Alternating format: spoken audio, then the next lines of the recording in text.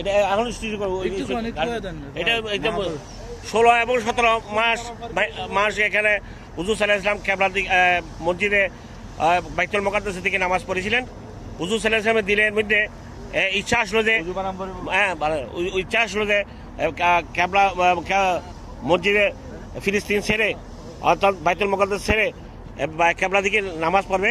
সেই জন্য হুজুর সাল্লাল্লাহু আলাইহি ওয়াসাল্লামকে জোহরের নামাজের রক্তের মধ্যে 2 রাকাত নামাজ বাইতুল মুকাদ্দাস থেকে পড়েছেন এবং জিবরিল আলাইহিস সালাম ডাইরেক্ট এসে 2 রাকাত বাকি 2 রাকাত নামাজ কিবলার দিকে পড়াইছেন।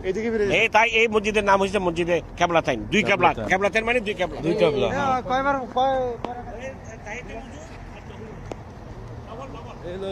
মসজিদে কিবলাতাইন